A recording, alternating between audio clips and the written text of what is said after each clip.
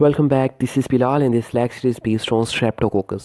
तो Streptococcus gram positive coccus हैं which are forming chains. अब ये जो Streptococcus हैं ये usually non-motile होते हैं. Means to say that they cannot move because they don't have flagella. और इसके साथ साथ they are containing very thick capsule.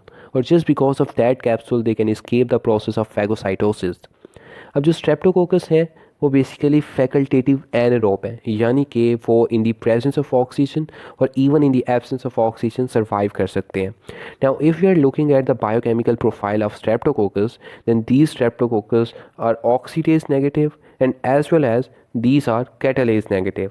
अब जैसे आप इस स्ट्रेप्टोकोकस को देख सकते हैं कि डिफरेंट कोकस आपस में कंबाइन करते हैं और चेन्स बनाते हैं. So at least 4 to 5 coccus जब आपस में कंबाइन करेंगे और चेन बनाएंगे then it should be what streptococcus. अब ये जो स्ट्रेप्टोकोकस है ये डिस्ट्रक्शन काज करता है आरबीसीज की and this process is known as haemolysis. So in short streptococcus haemolysis show करता है और हिमोलिसिस की डिफरेंट टाइप्स होती हैं जो स्ट्रेप्टोकोकस शो करता है. उसमें we have alpha haemolysis, we have beta haemolysis and even we have gamma haemolysis. तो जैसे आप इस टेबल को देख सकते हैं कि alpha haemolysis means incomplete haemolysis, यानी कि अगर streptococcus incomplete destruction of RBCs show करता है then it will be what alpha haemolysis. और अगर स्ट्रेप्टोकोकस कंप्लीट डिस्ट्रक्शन शो करता है then it will be what beta haemolysis. और अगर डिस्ट्रक्शन नहीं होती then it will come under the classification of gamma hemolysis. So on the basis of this we have three types of hemolysis in case of streptococcus: alpha hemolysis, beta hemolysis and gamma hemolysis. Now the thing is that how can we distinguish these alpha, beta and gamma hemolysis? For this you have to use the blood agar. आप blood agar पे अपनी क्लोनीज को crow करवाते हैं और अगर तो क्लोनीज के सराउंडिंग में आपके पास ग्रीनिश जोन आता है then it will be sure alpha haemolysis. और अगर क्लोनीज के सराउंडिंग में आपके पास क्लियर जोन बनता है then it will be beta haemolysis. और अगर कोई चेंज नहीं आती ऑन द ब्लड एगर, कोई बेसिकली जोन नहीं बनता then it will be what gamma haemolysis. अब वो स्ट्रेप्टोकोकस जो अल्फा हिमोलिसिस को शो करते हैं they are usually less pathogenic bacteria. But we have exception in case of streptococcus pneumoniae. जो स्ट्रेप्टोकोकस निमोनियाई है वो अल्फा हिमोलिसिस शो करता है, but that streptococcus pneumoniae are, you can say that, much more pathogenic because ये जितने भी streptococcus pneumoniae हैं वो निमोनिया काज करते हैं, ओटाइटिस मीडिया काज करते हैं. so up to some extent they are more pathogenic although they are giving alpha hemolysis. अब वो स्ट्रेप्टोकोकस जो बीटा हिमोलिसिस को शो करते हैं they are much more pathogenic in which you have example of streptococcus pyogenes. और वो streptococcus जो basically gamma haemolysis को शो करते हैं उनमें we have example of enterococcus faecalis. अब हिमोलिसिस तो एक वे हो गया क्लासीफाई करने का स्ट्रेप्टोकोकस को. फर्दर हम स्ट्रेप्टोकोकस को क्लासीफाई कर सकते हैं on the basis of Lancefield classification. अब लैंसफील्ड क्लासिफिकेशन के मुताबिक बेसिकली हम फर्दर स्ट्रेप्टोकोकस को डिवाइड करते हैं या क्लासीफाई करते हैं on the basis of C substance in their cell wall और on the basis of polysaccharide in their cell wall. और लैंसफील्ड क्लासिफिकेशन के मुताबिक हम स्ट्रेप्टोकोकस को फर्दर 20 ग्रुप्स में डिवाइड करते हैं और वो 20 ग्रुप्स A to V होते हैं without involvement of I and J. मतलब ये है कि लैंसफील्ड क्लासिफिकेशन के मुताबिक जो फर्स्ट ग्रुप होगा वो A होगा. Then we have B group, C group, D group, E group, F group, G group, H group. लेकिन H के बाद I और J ग्रुप नहीं होता, H के बाद K ग्रुप होता है, L ग्रुप होता है and so on up to V group. तो इस तरह हम स्ट्रेप्टोकोकस को लैंसफील्ड क्लासिफिकेशन के मुताबिक on the basis of C substance in their cell wall classify करते हैं. अब ये पता लगाना कि स्ट्रेप्टोकोकस ए ग्रुप से बिलोंग करता है, बी ग्रुप से बिलोंग करता है या कौन से ग्रुप से बिलोंग करता है, उसके लिए हम दो टेस्ट करते हैं. एक रिंग टेस्ट होता है और दूसरा लेटेक्स एग्लूटिनेशन टेस्ट होता है. रिंग टेस्ट में हम स्ट्रेप्टोकोकस लेते हैं, स्ट्रेप्टोकोकस से उसका सी सब्सटेंस एक्सट्रैक्ट करते हैं. कैसे एक्सट्रैक्ट करते हैं? With the help of heat और by treating it with acid. जब हम सी सब्सटेंस को एक्सट्रैक्ट करते हैं फिर हम उस सी सब्सटेंस को डिफरेंट एंटीसीरा के साथ ट्रीट करवाते हैं. अब इसके लिए हम डिफरेंट टेस्ट ट्यूब ले लेते हैं. उन डिफरेंट टेस्ट ट्यूब में डिफरेंट एंटीसीरा मौजूद होते हैं. हर ग्रुप का नॉन एंटीसीरा हमारे पास मौजूद होता है. ए का भी नॉन एंटी सीरा है, बी का भी नॉन एंटी सीरा होगा, सी का भी नॉन एंटी सीरा होगा। तो जिस एंटी सीरा के साथ रिएक्ट करके, जिस ग्रुप के एंटी सीरा के साथ रिएक्ट करके C substance after the incubation of 30 minutes precipitation दे, वाइड प्रेसिपिटेशन दें, तो हमें पता चलेगा कि ये सी सब्सटेंस फ्ला ग्रुप के एंटी सीरा से चूंकि रिएक्ट कर गया है, इसने प्रेसिपिटेट दे दिए, तो ये सी सब्सटेंस फ्ला ग्रुप से बिलोंग करता है। So on the basis of ring test हम स्ट्रेप्टोकोकस को आइडेंटिफाई कर सकते हैं कि स्ट्रेप्टोकोकस कौन सी क्लासिफिकेशन से बिलोंग करता है। अब अगर हम बात करते हैं कि स्ट्रेप्टोकोकस बेसिकली पैथोजेनिसिटी कैसे काज करता है, so before this we should know the difference between pathogenesis and pathogenicity. Pathogenesis का ये मतलब होता है कि एक डिसीज़ हो रही है तो उसका पैटर्न क्या है, pattern of causing disease is known as pathogenesis, while on the other hand the ability to cause the disease is known as what pathogenicity. यानी हर माइक्रोब जिसके पास ये एबिलिटी है कि वो डिसीज़ काज कर सकेगा तो वो बेसिकली उसकी पैथोजेनिसिटी है। लेकिन वो डिसीज़ कैसे काज करता है, उसका पैटर्न क्या है, it will be what pathogenesis. अब अगर हम स्ट्रेप्टोकोकस की बात करते हैं, स्टेफाइलोकोकस की बात करते हैं, माइकोबैक्टीरियम ट्यूबरक्लोसिस की बात करते हैं, या किसी भी बैक्टीरिया या किसी भी माइक्रोब की बात करते हैं, तो जो जनरल उनका एक पैटर्न होता है वो ये होता है कि पहले माइक्रोब अटैच होगा आपकी बॉडी के साथ, उसके बाद वो आपकी बॉडी में इन्वेड करेगा। जब वो आपकी बॉडी में इन्वेड करेगा तो बॉडी में इन्वेड करने के बाद वो माइक्रोब अपने आप को आपकी बॉडी में एक्लिमेटाइज करता है, अपने आप को एडजस्ट करता है with respect to situation, with respect to environment. जब वो बैक्टीरिया या वो माइक्रोब अपने आप को एक्लिमेटाइज कर लेता है फिर वो बेसिकली इन्फेक्शन काज करता है। और इन्फेक्शन हम उस स्टेट को कहते हैं जिस स्टेट में कोई भी माइक्रोब अपने आप को एक्लिमेटाइज करने के बाद अपनी मल्टीप्लिकेशन शो करता है, तो उस स्टेट को हम इन्फेक्शन कहते हैं। लेकिन इन्फेक्शन में we do not have sign and symptoms. लेकिन इन्फेक्शन के बाद जब साइन एंड सिम्टम्स अपीयर होते हैं then it will be disease. तो ये एक जनरल मैकेनिज़्म है, ये एक जनरल पैटर्न है जिसकी बेस पे कोई भी माइक्रोब डिसीज़ काज करता है। अब अगर हम बात करते हैं कि स्ट्रेप्टोकोकस के केस में इसके पास कौन कौन से ऐसे विरुलेंट फैक्टर्स हैं जो विरुलेंट फैक्टर्स स्ट्रेप्टोकोकस को हेल्प करते हैं in order to cause a pathogenicity, तो सबसे इम्पॉर्टेंट विरुलेंट फैक्टर कैप्सूल है। ये जो कैप्सूल है ये बेसिकली प्रिवेंट करता है किसी भी बैक्टीरिया को from phagocytosis. As you know very well कि जितने भी माइक्रोब जब हमारी बॉडी में या एनिमल्स की बॉडी में एंटर होते हैं तो सबसे पहले एपीसीज आते हैं। और एपीसीज में we have macrophages, we have dendritic cells, we have B cells. ये एपीसीज आते हैं और इनगल्फ करते हैं पैथोजन को। इनगल्फ करने के बाद उसे रिप्रेजेंट करते हैं in the form of MHC class 2। तो ये जो इनगल्फमेंट का प्रोसेस होता है इसे हम फैगोसाइटोसिस कहते हैं। अगर बैक्टीरिया इनगल्फ ही नहीं होगा तो अल्टीमेटली उसके खिलाफ इम्यून रिस्पॉन्स इतनी जल्दी एक्टिव नहीं हो पाएगा। तो इसलिए उन बैक्टीरिया के पास जिनके पास कैप्सूल होता है वो प्रिवेंट कर सकते हैं फैगोसाइटोसिस को, और इस तरह वो हमारे इम्यून सिस्टम से या इम्यून रिस्पॉन्स से काफ़ी हद तक बच जाते हैं। सेकेंडली, स्ट्रेप्टोकोकस के पास हाइलारोनिडेजेस एंजाइम्स होते हैं। ये वो एंजाइम्स हैं जो ब्रेक डाउन करते हैं हाइलारोनिक एसिड की, और हाइलारोनिक एसिड बेसिकली कनेक्टिव टिश्यूज़ होते हैं बॉडी के।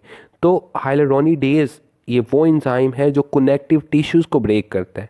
तो by using this enzyme Streptococcus हमारी बॉडी के कनेक्टिव टिश्यूज़ को भी ब्रेक करते हैं। फिर स्ट्रेप्टोकोकस के पास एक बहुत इंपॉर्टेंट विरुलेंट फैक्टर है which is known as streptolysin. मैं पीछे बता चुका हूँ कि स्ट्रेप्टोकोकस हीमोलिसिस काज करता है, यानी डिस्ट्रक्शन ऑफ आरबीसीज काज करता है। वो जो हीमोलिसिस है वो बेसिकली स्ट्रेप्टोलाइसिन की वजह से स्ट्रेप्टोकोकस काज करता है। अब स्ट्रेप्टोलाइसिन की फर्दर दो टाइप्स हैं, एक एस स्ट्रेप्टोलाइसिन है और दूसरी हमारे पास ओ स्ट्रेप्टोलाइसिन है। जो एस स्ट्रेप्टोलाइसिन है it is basically stable in the presence of oxygen. ये ऑक्सीजन की प्रेजेंस में स्टेबल होती है and it gives beta haemolysis. On the vice versa O streptolysin is stable in the absence of oxygen and it is giving what? Alpha hemolysis. So these two things are very important. You should know the difference between S streptolysin and O streptolysin. Further, इस streptococcus के पास एक और virulent factor होता है which is known as streptokinase. Streptokinase क्या करता है कि ये ब्रेक डाउन करता है अनवांटेड क्लॉट्स की। जब भी स्ट्रेप्टोकोकस या कोई बैक्टीरिया हमारी बॉडी में एंटर होगा तो सम टाइम वो क्लॉट में ट्रैप हो जाता है। लेकिन अगर स्ट्रेप्टोकोकस क्लॉट में ट्रैप होता है तो इसके पास ये एबिलिटी है कि वो with the help of streptokinase उस क्लॉट को ब्रेक करके उससे बाहर आ सकता है। फर्दर इस बैक्टीरिया के पास स्ट्रेप्टोडोरनेज एंजाइम होते हैं। ये वो एंजाइम है जो बेसिकली डीएनए को हाइड्रोलाइज करते हैं। सो स्ट्रेप्टोडोरनेज बेसिकली डीएनए हाइड्रोलाइजिंग एंजाइम है और ये भी एक बहुत इंपॉर्टेंट विरुलेंट फैक्टर है स्ट्रेप्टोकोकस के लिए फॉर कॉजिंग द डिसीज़। और सबसे इम्पॉर्टेंट, इन स्ट्रेप्टोकोकस के पास पायरोजेनिक एक्सोटॉक्सिन्स होते हैं। मोस्टली जितने भी ग्राम पॉजिटिव बैक्टीरिया होते हैं वो एक्सोटॉक्सिन्स को रिलीज़ करते हैं और वो एक्सोटॉक्सिन्स हार्मफुल होते हैं for human body, for animals body. On the vice versa अगर हम बात करते हैं ग्राम नेगेटिव बैक्टीरिया की, तो ग्राम नेगेटिव बैक्टीरिया में एंडोटॉक्सिन्स भी होते हैं और एक्सोटॉक्सिन्स भी होते हैं। So these exotoxins are also very harmful for human body. तो इन दैट केस इन सारे वीरुलेंट फैक्टर्स को यूज़ करते हुए जो स्ट्रेप्टोकोकस है वो पैथोजेनिसिटी काज करेगा। अब अगर हम बात करते हैं कि स्ट्रेप्टोकोकस की वजह से कौन कौन सी डिसीज़ होती हैं, तो सबसे पहले हम देखते हैं वेटनरी डिसीज़ को। तो वेटनरी डिसीज़ में वी हैव स्ट्रेंगल। अब ये जो स्ट्रेंगल है ये बेसिकली हॉर्सेस की डिसीज़ है जो कि स्ट्रेप्टोकोकस इक्वी काज करता है। अब स्ट्रेप्टोकोकस इक्वी हॉर्सेस के अपर रेस्पिरेटरी ट्रैक को इन्फेक्ट करता है जिसकी वजह से स्ट्रेंगल होता है। और स्ट्रेंगल के केस में जो हॉर्सेस के हेड और नेक रीजन के लिम्फ नोड्स हैं उनकी स्वेलिंग हो जाती है जिसकी वजह से हॉर्सेस में हाई फीवर होता है। अब ये जो स्ट्रेप्टोकोकस इक्वी है जो कि स्ट्रेंगल काज कर रहा है, इसका इंक्यूबेशन पीरियड 3 से 6 डे होता है फॉर काजिंग द स्ट्रेंगल। अब अगर स्ट्रेंगल हॉर्सेस में हो जाती है तो we can give penicillin as a drug of choice, क्योंकि penicillin is somehow effective in case of streptococcus infection. जितनी भी स्ट्रेप्टोकोकस की इन्फेक्शन होती हैं उन सारी इन्फेक्शन में up to some extent penicillin is much more effective as compared to other medicines. अब जैसे आप देख सकते हैं कि ये एक हॉर्स है और इस हॉर्स के ये जो नेक और हेड रीजन के लिम्फ नोड्स हैं उनकी स्वेलिंग हो जाती है, और अगर उनकी स्वेलिंग हो जाती है then it should be what strangle. अब स्ट्रेंगल से मिलती जुलती एक और डिसीज़ है which is known as glanders. अब जो ग्लैंडर्स है, ग्लैंडर्स भी हॉर्सेस की डिसीज़ है। ग्लैंडर्स के केस में भी अपर रेस्पिरेटरी ट्रैक इन्फेक्ट होता है। ग्लैंडर्स के केस में भी जो आपके हॉर्सेस के लिम्फ नोड्स हैं हेड और नेक रीजन के, उनकी स्वेलिंग हो जाती है। लेकिन जो स्ट्रेंगल है वो बेसिकली स्ट्रेप्टोकोकस इक्वी की वजह से होती है और जो ग्लैंडर है वो बर्कुलडेरिया मिलाई की वजह से होती है। अब इन्हें आपने फर्दर डिस्टिंग्विश करना हो तो साइन एंड सिम्टम्स की बेस पे तकरीबन ये दोनों डिसीजेस मिलती जुलती हैं, लेकिन on the basis of biochemical test you can distinguish them. Second important disease है मेस्टाइटिस। क्योंकि हम इधर वेटनरी डिसीज़ की बात कर रहे हैं तो वेटनरी डिसीज़ में इधर हम मेस्टाइटिस को बोवाइन मेस्टाइटिस कंसीडर करेंगे, यानी वो मेस्टाइटिस जो को में होता है। अब मेस्टाइटिस के केस में बेसिकली इन्फ्लेमेशन हो जाती है मेमोरी टिश्यूज़ की, और जहाँ भी इन्फ्लेमेशन हो डेफिनेटली पेन होगी, रेडनेस होगी, स्वेलिंग होगी। अब मेस्टाइटिस की वजह से it may be the problem of feed और नो मिल्क। अब सम टाइम ऐसे भी होता है मेस्टाइटिस की कंडीशन में कि जो मिल्क है उसमें क्लॉट फॉर्मेशन होती है, क्लॉट आ रहा होता है। तो अगर मिल्क में क्लॉट आ रहा है तो इट में इंडिकेट द मेस्टाइटिस एज वो। अब जो मेस्टाइटिस है वो 3 इंपॉर्टेंट बैक्टीरिया हैं स्ट्रेप्टोकोकस के जो काज करते हैं। उनमें we have streptococcus agalactiae, we have streptococcus dyslectii and we have streptococcus oberus। तो ये 3 इंपॉर्टेंट बैक्टीरिया हैं। दूसरे बैक्टीरिया भी करते हैं लाइक स्टेफाइलोकोकस भी करते हैं और भी काफ़ी बैक्टीरिया, लेकिन स्ट्रेप्टोकोकस के केस में ये 3 इंपॉर्टेंट बैक्टीरिया हैं जो मेस्टाइटिस काज करते हैं। अब जैसे आप इस को देख सकते हैं कि ये जो इसके मेमोरी टिश्यूज़ हैं इनकी इन्फ्लेमेशन हो जाती है and it is known as what mastitis. अब फर्दर वेटनरी डिसीज़ में we have swine infection. Swine infection pig में होती है जिसकी वजह से we have significant losses in pig industry. अब स्विस इन्फेक्शन में क्या होता है कि पिग्स में मेनिंजाइटिस हो जाती है, यानी जो मेनिंजीज हैं उनकी इन्फ्लेमेशन हो जाती है। Meninges as you know very well कि मेनिंजीज ने ब्रेन को कवर किया होता है, सो मेनिंजीज की इन्फ्लेमेशन को हम मेनिंजाइटिस कहते हैं। फर्दर मोर अरिथ्राइटिस हो जाता है पिग्स में, और अरिथ्राइटिस के अलावा पिग्स में सेप्टिसीमिया हो जाता है। सेप्टिसीमिया वो कंडीशन है जब माइक्रो ब्लड में चला जाता है। जब भी माइक्रो ब्लड में जाएगा तो उस कंडीशन को हम सेप्टिसीमिया कहेंगे। अब सेप्टिसीमिया के अलावा ब्रोंकोनिमोनिया हो जाता है, और ब्रोंकोनिमोनिया, सेप्टिसीमिया, अरिथ्राइटिस, मेनिंजाइटिस, ये अकोमुलेटिव बेसिकली कंडीशंस हैं जो कि स्विस इन्फेक्शन के केस में होती हैं। और जो स्विस इन्फेक्शन है it is caused by streptococcus Swiss.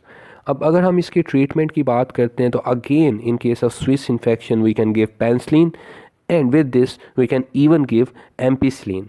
तो ये जैसे आप देख सकते हैं कि पिग है, इस पिग को अकोमुलेटिवली मेनिंजाइटिस या अरिथ्राइटिस या सेप्टिसीमिया या ब्रोंकोनिमोनिया हो जाता है, और इसको हम स्विस इन्फेक्शन कहते हैं। इसी तरह ये स्ट्रेप्टोकोकस मेडिकल डिसीज़ भी काज करता है, जिसमें very important thing is sore throat, जिसे आप फ्रेंचाइटिस भी कहते हैं, गला पक जाता है। और इस कंडीशन में बेसिकली पेन, इन्फ्लेमेशन हो जाती है थ्रोट रीजन में, हाई फीवर होता है, पस फॉर्मेशन होती है। अब जो बैक्टीरिया, जो पैथोजन, जो स्ट्रेप्टोकोकस की स्पीशी सोर थ्रोट काज करती है, वो बेसिकली बाद में डिस्पर्स भी होती है, डिस्पर्स होके इन्वेड करती है ब्लड में, और जब भी ब्लड में जाएगी तो it is known as what, septicaemia, यानी ब्लड में जाके वो सेप्सिस काज करती है।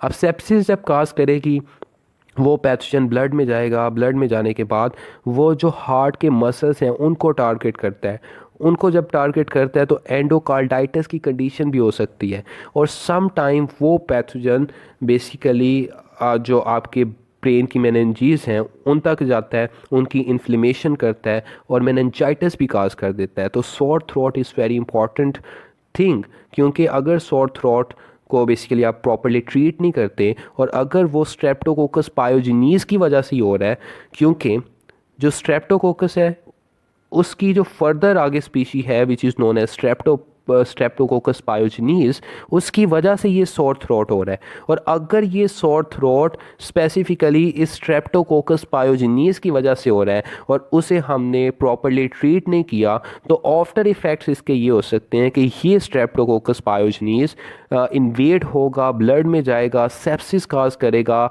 उसके बाद ये टारगेट करेगा मसल ऑफ हार्ट को, हार्ट के जो मसल्स हैं उनको टारगेट करेगा, एंडोकार्डाइटिस की कंडीशन होगी। जब एंडोकार्डाइटिस की कंडीशन होगी, और रेयरली ये मेनिंजाइटिस भी काज कर सकता है, जो आपकी मेनिंजीज हैं उनकी इन्फ्लेमेशन भी काज कर सकता है, परपीरियल फीवर होगा। तो इट इज़ वेरी इंपॉर्टेंट कि सोर थ्रोट जब भी हो यू हैव टू चेक कि ये स्ट्रेप्टोकोकस पायोजिनीज की वजह से तो नहीं हो रहा। So this is all about sore throat which is caused by what, streptococcus pyogenes. Further हमारे पास एक और बहुत इंपॉर्टेंट डिसीज़ है which is known as dental caries. अब डेंटल कैरीज में क्या होता है कि जो दांत हैं वो ख़राब हो जाते हैं, टीथ डिके होता है बेसिकली। एक अपॉर्चुनिस्टिक इन्फेक्शन है which is caused by streptococcus viridans.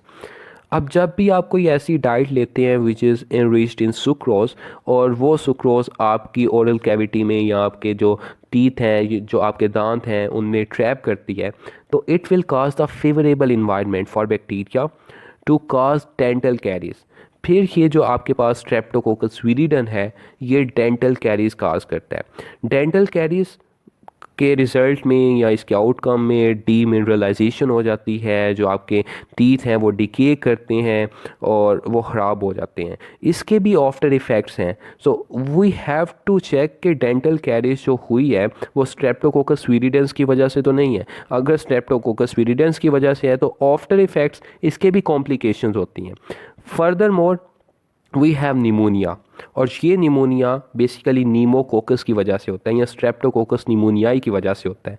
ये भी इम्यूनोसप्रेशन डिसीज़ है जिसमें we have shortness of breath, we have coughing, we have chest pain. तो ये निमोनिया भी बेसिकली स्ट्रेप्टोकोकस काज कर सकता है। और स्ट्रेप्टोकोकस की कौन सी स्पीशी है, तो इट इज़ नोन एज नीमोकोकस और स्ट्रेप्टोकोकस निमोनियाई। अब यही स्ट्रेप्टोकोकस निमोनिया बेसिकली निमोनियाई या नीमोकोकस बैक्टीरिया एक और डिसीज़ काज करता है, एक और इन्फेक्शन काज करता है which is known as otitis media. Otitis means ear, यानी कि this infection is relating to the problem of ear. अब क्या होता है, जो मिडल एयर है उसमें फ्लूइड की अकोमुलेशन हो जाती है जिसकी वजह से सीवियर पेन होती है, और इसकी भी कॉम्प्लिकेशंस हैं। सम टाइम यही बैक्टीरिया ब्रेन में जाके मेनिंजाइटिस भी काज कर सकता है।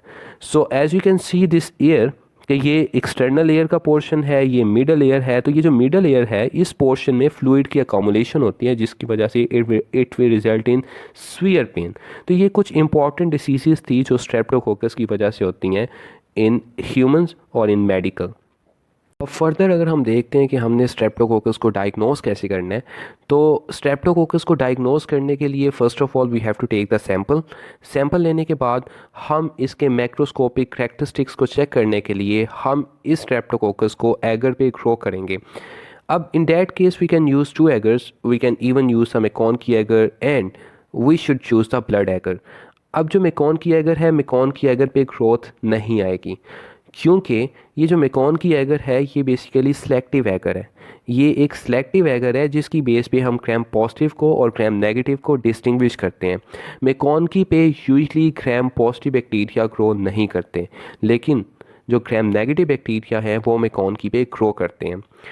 तो चूँकि स्ट्रेप्टोकोकस एक ग्राम पॉजिटिव बैक्टीरिया है, जिसकी वजह से स्ट्रेप्टोकोकस मेकॉन की पे ग्रोथ शो नहीं करवाएगा। While on the other hand blood agar पे हम हीमोलिसिस के पैटर्न को चेक करते हैं। ब्लड एगर पे स्ट्रेप्टोकोकस हीमोलिसिस देता है।